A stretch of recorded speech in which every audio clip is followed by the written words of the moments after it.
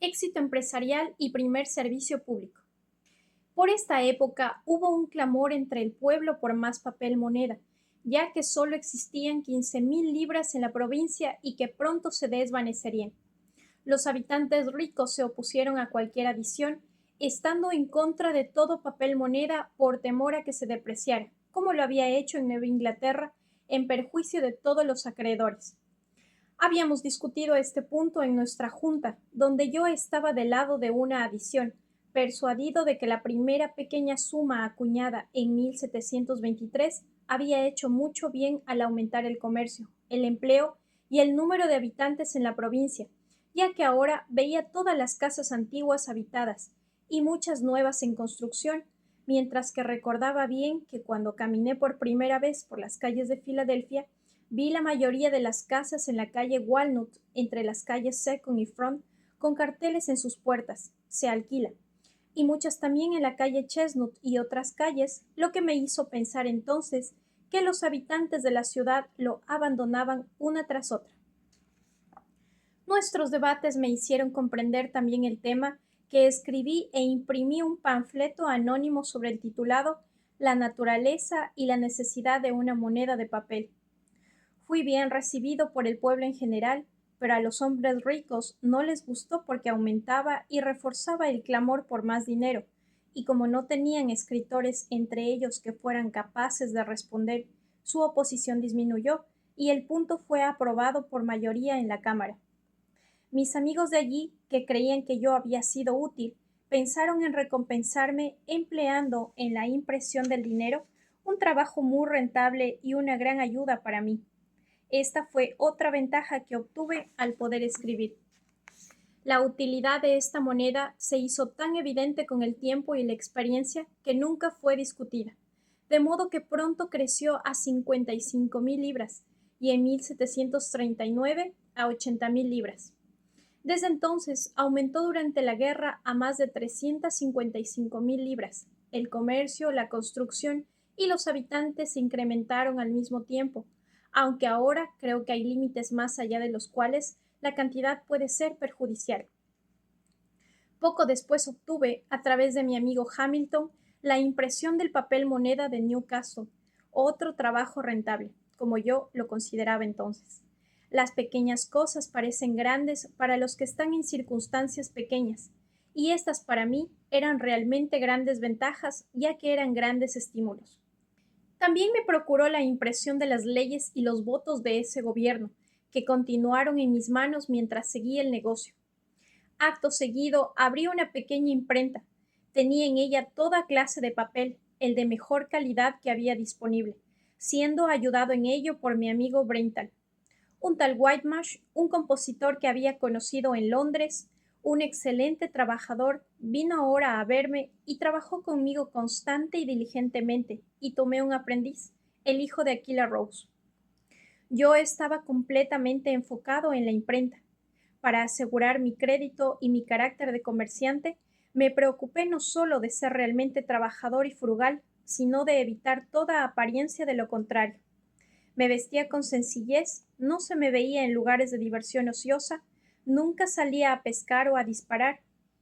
Un libro ciertamente me apartaba a veces de mi trabajo, pero eso era raramente. No daba escándalo, y para mostrar que no estaba por encima de mis negocios, a veces llevaba a la casa el papel que compraba en las tiendas por las calles en una carretilla. Así, siendo considerado un joven trabajador y próspero y pagando debidamente por lo que compraba, los comerciantes que importaban artículos de papelería solicitaron mi clientela. Otros se propusieron suministrarme libros y yo seguía adelante a duras penas. Mientras tanto, el crédito y los negocios de Keimer disminuían cada día y finalmente se vio obligado a vender su imprenta para satisfacer a sus acreedores. Se fue a Barbados y allí vivió algunos años en circunstancias muy pobres. Su aprendiz, David Harry, a quien yo había instruido mientras trabajaba con él, se estableció en su lugar en Filadelfia tras comprar sus materiales. Al principio temí que Harry fuera un poderoso rival, ya que sus amigos eran muy capaces y tenían mucho interés. Por lo tanto, le propuse una asociación que él, afortunadamente para mí, rechazó con desprecio. Era muy orgulloso, se vestía como un caballero, vivía costosamente, se divertía y disfrutaba mucho en el extranjero, se endeudaba y descuidaba sus negocios, por lo cual todos los negocios lo abandonaron y al no encontrar nada que hacer, siguió a Keimer a Barbados, llevándose la imprenta. Allí, este aprendiz empleó su antiguo maestro como jornalero. Discutieron a menudo. Harry se quedó continuamente atrás y al final se vio obligado a vender sus tipos y a volver a su trabajo en el campo en Pensilvania. La persona que los compró empleó a Keimer para utilizarlos, pero en pocos años murió. Ya no quedaba ningún competidor mío en Filadelfia, salvo el viejo Bradford, que era rico y que imprimía un poco de vez en cuando con manos rezagadas, pero que no se preocupaba mucho por el negocio. Sin embargo, como él mantenía la oficina de correos, se imaginaba que tenía mejores oportunidades de obtener noticias. Se pensaba que su periódico distribuía mejor los anuncios que el mío, lo cual era algo provechoso para él y una desventaja para mí, pues aunque yo recibía y enviaba periódicos por correo, la opinión pública era otra, ya que lo que enviaba era sobornando a los jinetes, que se los llevaban en privado. Bradford fue muy poco amable como para prohibírselo, lo que provocó cierto resentimiento por mi parte, y tuve tan mala opinión de él por ello, que cuando después llegué a su situación procuré no imitarlo nunca. Hasta entonces había seguido alojándome en Godfrey, que vivía en parte de mi casa con su mujer y sus hijos, y tenía un lado de la tienda para su negocio de vidriero, aunque trabajaba poco, siempre absorto en sus matemáticas. La señora Godfrey proyectó una pareja para mí con la hija de un pariente y aprovechó las oportunidades para juntarnos a menudo, hasta que sobrevino un cortejo serio por mi parte, ya que la muchacha era en sí misma muy merecedora. Los ancianos me animaron con continuas invitaciones a cenar y dejándonos juntos hasta que al final llegó el momento de dar explicaciones. La señora Godfrey gestionó nuestro pequeño tratado. Le hice saber que esperaba recibir de su hija tanto dinero como para pagar la deuda que me quedaba por la imprenta, que creo no superaba entonces las 100 libras. Me informó que no disponían de tal suma. Le dije que no podían hipotecar su casa en la oficina de préstamos. La respuesta al cabo de unos días fue que no aprobaban el acuerdo, que al preguntar a Bradford les había informado que el negocio de la imprenta no era rentable, que los tipos se agotarían pronto y se necesitarían más, que Keimer y Harry habían fracasado uno tras otro y que probablemente yo no tardaría en seguirles y por lo tanto me prohibieron la casa y encerraron a la hija. No sé si se trataba de un cambio real de sentimientos o solo de un artificio, suponiendo que estábamos demasiado comprometidos en el afecto como para retractarnos y por lo tanto que debíamos robar un matrimonio, lo que les dejaría en libertad de dar o negar lo que quisieran, pero sospeché esto último, me resentí y no fui más. La señora Godfrey me trajo después algunos relatos más favorables sobre su disposición y me habría traído de nuevo, pero declaré absolutamente mi resolución de no tener nada más que ver con esa familia. Los Godfrey se resintieron de ello, discrepamos y se marcharon dejándome toda la casa y resolví no recibir más huéspedes.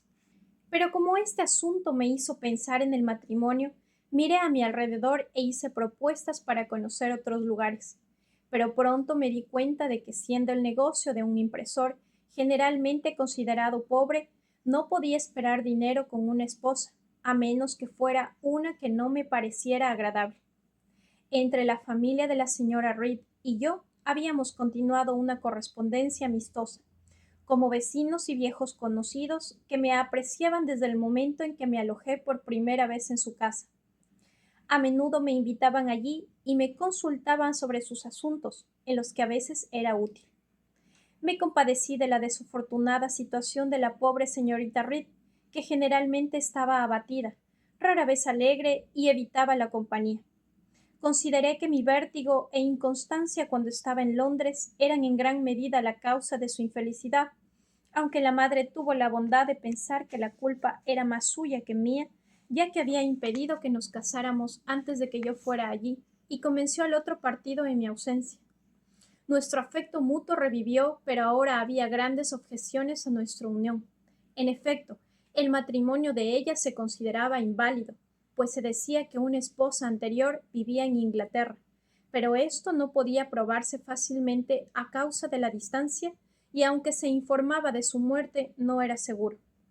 Además, aunque fuera cierto, el esposo había dejado muchas deudas que su sucesor podría tener que pagar.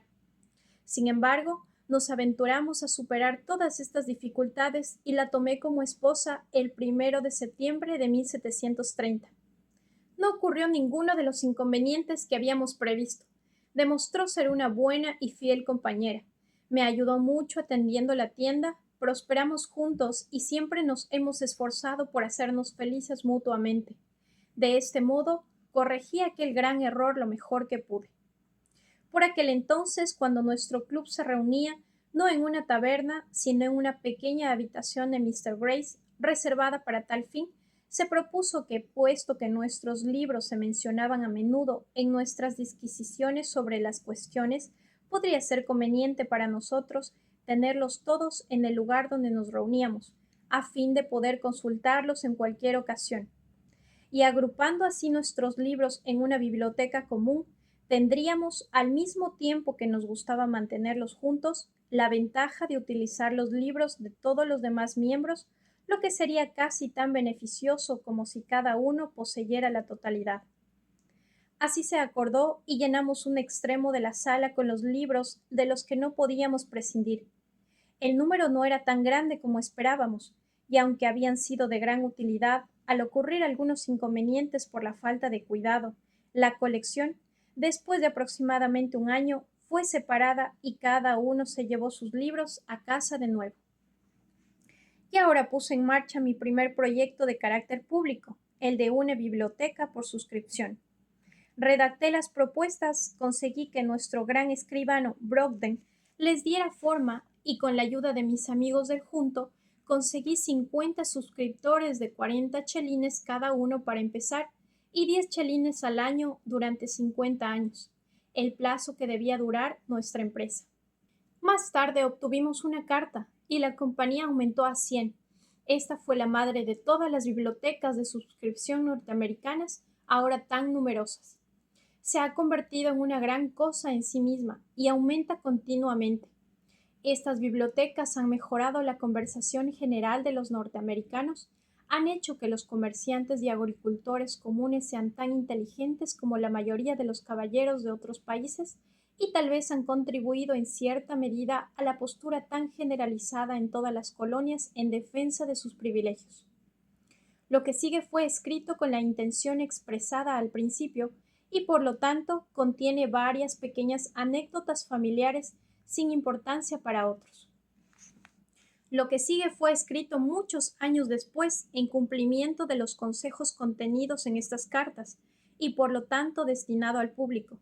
Los asuntos de la revolución provocaron la interrupción. Continuación del relato de mi vida iniciado en Passy, cerca de París, 1784. Hace algún tiempo que recibí las cartas mencionadas, pero he estado demasiado ocupado hasta ahora para pensar en cumplir con la petición que contiene. Además, sería mucho mejor si estuviera en casa entre mis papeles, lo que ayudaría a mi memoria y a determinar las fechas, pero como mi regreso es incierto y ahora tengo un poco de tiempo libre, me esforzaré por recordar y escribir lo que pueda. Si vivo para llegar a casa, puede que allí se recoja y mejore. Al no tener ninguna copia aquí de lo que ya está escrito, no sé si se da cuenta de los medios que utilicé para establecer la biblioteca pública en Filadelfia, que desde un pequeño comienzo se ha convertido en algo tan considerable, aunque recuerdo haber llegado hasta cerca del momento de esa transacción, 1730. Por lo tanto, comenzaré aquí con un relato que puede ser tachado si se encuentra que ya se ha dado. Cuando me establecí en Pensilvania, no había una buena librería en ninguna de las colonias al sur de Boston. En Nueva York y Filadelfia, los impresores eran realmente papeleros. Solo vendían papel, etcétera, almanaques, baladas y algunos libros escolares comunes. Los amantes de la lectura se veían obligados a enviar sus libros desde Inglaterra. Los miembros del junto tenían cada uno unos cuantos. Habíamos abandonado la cervecería donde nos reuníamos por primera vez y alquilamos una sala para celebrar nuestro club. Propuse que todos lleváramos nuestros libros a esa sala, donde no solo estarían listos para ser consultados en nuestras conferencias, sino que se convertirían en un beneficio común. Cada uno de nosotros tenía la libertad de tomar prestados los que deseara leer en casa. Así se hizo y durante algún tiempo nos satisfizo. Al ver las ventajas de esta pequeña colección, me propuse hacer más común el beneficio de los libros, iniciando una biblioteca de suscripción pública. Dibujé un boceto del plan y de las reglas que serían necesarias y conseguí que un hábil agente de transportes, el señor Charles Broxton, pusiera todo en forma de artículos de acuerdo para ser suscritos, por los cuales cada suscriptor se comprometía a pagar una cierta suma para la primera compra de libros y una contribución anual para aumentarlas. Tan pocos eran los lectores en aquel momento en Filadelfia, y la mayoría de nosotros tan pobres, que no pude con gran esfuerzo encontrar más de 50 personas, en su mayoría jóvenes comerciantes, dispuestos a pagar para este propósito 40 chelines cada uno y 10 chelines por año. Con este pequeño fondo comenzamos. Los libros se importaron. La biblioteca se abrió un día a la semana para prestarlos a los suscriptores, con sus pagueres para pagar el doble del valor si no se devolvían debidamente.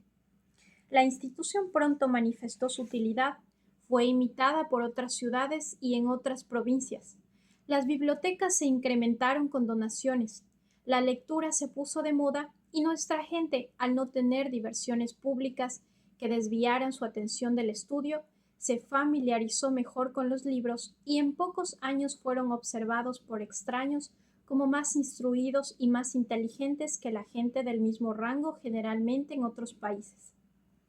Cuando estábamos a punto de firmar los artículos mencionados, que debían ser vinculantes para nosotros, nuestros herederos, etc., durante 50 años, el señor Brockden, el escribano, nos dijo: «Ustedes son hombres jóvenes, pero es poco probable que alguno de ustedes viva para ver la expiración del plazo fijado en el instrumento. Algunos de nosotros, sin embargo, todavía vivimos, pero el instrumento fue anulado después de unos años por una carta que incorporó y dio perpetuidad a la compañía. Las objeciones y reticencias que encontré al solicitar las suscripciones me hicieron sentir pronto la impropiedad de presentarme como proponente de cualquier proyecto útil que pudiera elevar la reputación de uno por encima de la de sus vecinos, cuando uno tiene necesidad de su ayuda para llevar a cabo ese proyecto. Por lo tanto, me oculté tanto como pude y lo declaré como un plan de un número de amigos que me habían pedido que fuera y lo propusiera a los que consideraban amantes de la lectura. De este modo, mi asunto se desarrolló más fácilmente y desde entonces lo he practicado en tales ocasiones y por mis frecuentes éxitos puedo recomendarlo de corazón. El pequeño sacrificio actual de vuestra vanidad será después ampliamente recompensado. Si durante un tiempo no se sabe a quién pertenece el mérito, alguien más vanidoso que tú se animará a reclamarlo, y entonces incluso la envidia estará dispuesta a hacerte justicia, arrancando esas supuestas plumas y devolviéndolas a su legítimo dueño. Esta biblioteca me proporcionó los medios para mejorar mediante el estudio constante, para lo cual separaba 1 o 2 horas cada día. De esta manera reparé en cierta medida la pérdida de la educación erudita que mi padre pretendía para mí. La lectura era el único entretenimiento que me permitía. No pasé ningún tiempo en tabernas, juegos o diversiones de ningún tipo, y mi industria y mi negocio siguió siendo tan infatigable como necesaria. Estaba endeudado por mi imprenta, tenía una familia joven que iba a ser educada y tenía que competir con 2 impresores que estaban establecidos en el lugar antes que yo. Mis circunstancias, sin embargo, se hicieron más fáciles cada día.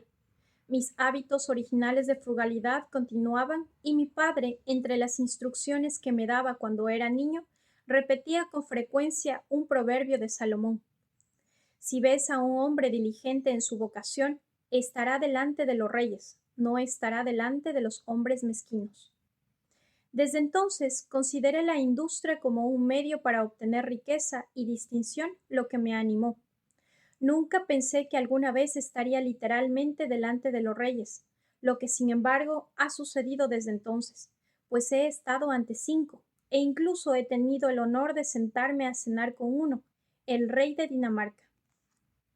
Tenemos un proverbio inglés que dice, el que quiera prosperar debe preguntar a su mujer. Tuve la suerte de contar con una tan dispuesta a la industria y a la frugalidad como yo. Me ayudó con entusiasmo en mi negocio, doblando y cosiendo panfletos, atendiendo la tienda, comprando trapos viejos de linos para los papeleros, etcétera, etcétera. No teníamos sirvientes ociosos, nuestra mesa era sencilla y simple, nuestros muebles los más baratos. Por ejemplo, mi desayuno era una pausa larga y leche, no té, y la bebía en una jarra de tierra de 2 peniques con una cuchara de peltre. Pero fíjate cómo el lujo entra en las familias y hace un progreso. A pesar de los principios, cuando me llamaron una mañana para desayunar, lo encontré en un cuenco de China, con una cuchara de plata. Los había comprado mi esposa sin que yo lo supiera, y le habían costado la enorme suma de 3 y 20 chelines, por lo que no tenía otra excusa o disculpa que presentar, sino que pensaba que su marido merecía una cuchara de plata y un cuenco de porcelana tan bien como cualquiera de sus vecinos. Esta fue la primera aparición de platos y porcelana en nuestra casa, que después, con el paso de los años, a medida que nuestra riqueza aumentaba, se incrementó gradualmente hasta alcanzar varios cientos de libras de valor. Había sido educado religiosamente como presbiteriano, y aunque algunos de los dogmas de esa religión, como los decretos eternos de Dios, la elección, la reprobación, etc., me parecían ininteligibles, otros dudosos, pronto me ausenté de las asambleas públicas de la secta, siendo el domingo mi día de estudio. Aunque algunos dogmas de esa creencia, como los decretos eternos de Dios, la elección, la reprobación, etc., me parecían ininteligibles y otros dudosos, y aunque pronto me ausenté de las asambleas públicas de la secta, ya que el domingo era mi día de estudio, nunca dejé de lado algunos principios religiosos.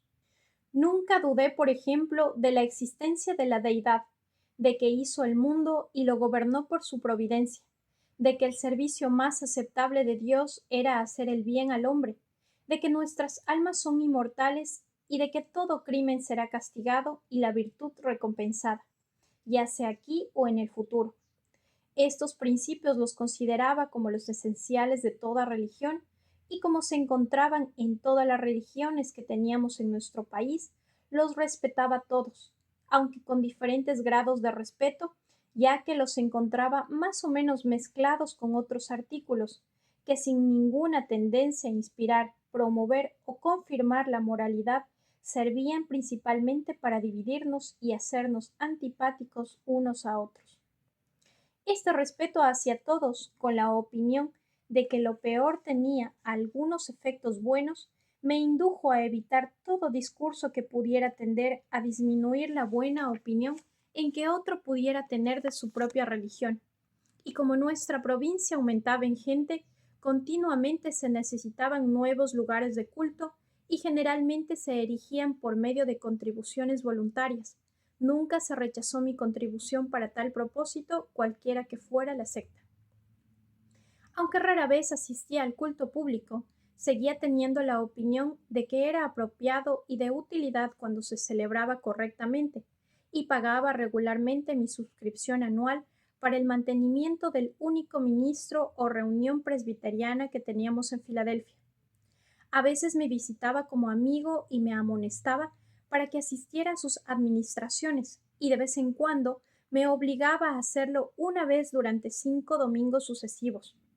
Si hubiera sido, en mi opinión, un buen predicador, tal vez habría continuado, a pesar de la ocasión que tenía para el ocio dominical en mi curso de estudio, pero sus discursos eran principalmente argumentos polémicos o explicaciones de las doctrinas peculiares de nuestra secta, y eran todos para mí muy secos, poco interesantes y edificantes, ya que no se inculcaba ni se imponía un solo principio moral.